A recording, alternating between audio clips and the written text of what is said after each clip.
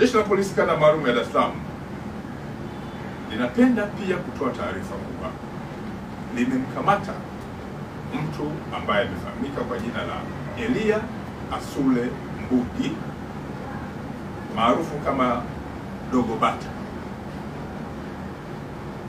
Huyu ni Mnyakyusa, umri wa miaka 25, alikuwa ni mkazi wa Segerea na alikuwa akiendesha gari namba T 580 EAE aina ya Tata daladala, ambaye alitoroka tarehe 27 mwezi Machi mwaka 2025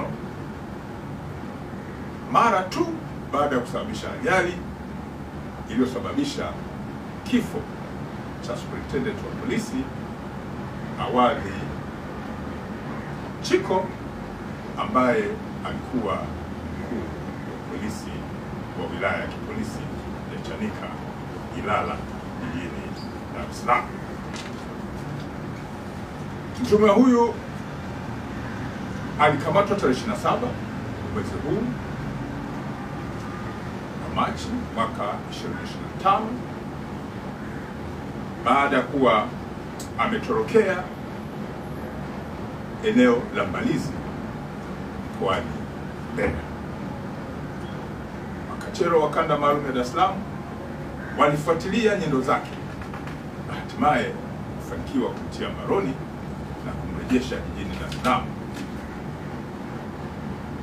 Na jeshi litafanya kazi ya haraka kuhakikisha kwamba anafikishwa mahakamani haraka iwezekanavyo.